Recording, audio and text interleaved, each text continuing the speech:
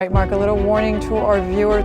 Let's start with the Islamist military. Mandate for Palestine would be Turn to truth or fake, Catalina's तो वैसे तो Israel और Palestine का conflict बहुत पुराना है, बट थोड़ा मॉडर्न हिस्ट्री से देखें तो 1947 में यूनाइटेड नेशन एक 2 स्टेट सॉल्यूशन लेकर आता है, जिसमें 45% एरिया पैलेस्टीन को दिया जाता है और 55% एरिया जूइस को दिया जाता है।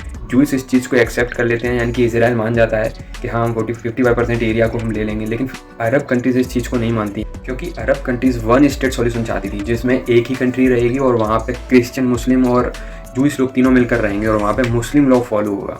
तो अब क्या होता है कि 14 में 1948 को इजरायली लोग अपने आप को इंडिपेंडेंट डिक्लेयर कर देते हैं और इस चीज़ को अरब कंट्रीज़ वाले नहीं मानते हैं।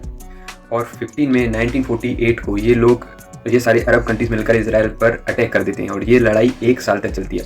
1 साल तक इस लड़ाई को चलने के बाद इजराइल इन सारी अरब कंट्रीज़ को हरा देता है और जो एरिया यूनाइटेड नेशन इसको सजेस्ट करता है, जो उससे भी और भी ज़्यादा एरिया पर कब्जा कर ले। और फिर थोड़े टाइम बाद ये सारी कंट्रीज इजराइल को बोलती हैं कि जो यूनाइटेड नेशन ने जो एरिया सजेस्ट किया है उस एरिया को मान लेते हैं, बट इजराइल ऐसा करने से मना कर देता है। फिर सब कुछ ऐसे ही चलता रहता है। फिर थोड़े टाइम बाद फिर से 19 साल बाद 1967 में ये अरब कंट्रीज वापस इजराइल पर अटैक कर देती हैं और इस बार ये लड़ाई 6 दिन की चलती है। तो इस 6 दिन की लड़ाई को वापस इजराइल जीत जाता है और इस बार पूरी तरह से कंप्लीट कब्जा कर लेता है, 100% कब्जा कर लेता है। और इस चक्कर में पैलेस्टीनी लोग अपनी ही कंट्री में रिफ्यूजी बनकर रह जाते हैं। और फिर 2006 से वेस्ट बैंक में फतेह पॉलिटिकल पार्टी रूल करना स्टार्ट कर देती है और गाजा स्ट्राइप में हमास एक आतंकी संगठन, जिसको बहुत से लोग मिलिटेंट ग्रुप भी बोलते हैं, वो रूल करना स्टार्ट कर देता है और इजराइल पर अगेन बार बार उस पर अटैक करता है, मिसाइल छोड़कर अटैक। हमास इजराइल पर 2006, 8, 9, 12, 14, 18, 19, 21, 22 और रिसेंटली 7 अक्टूबर 2023 को वापस हमास एक मिसाइल छोड़कर, बहुत सारी मिसाइल छोड़कर इजराइल पर अटैक कर देता है और इसके बाद इजराइल एक कंप्लीट वॉर डिक्लेयर कर देता है, जिसमें लाखों लोगों की जान जा रही है,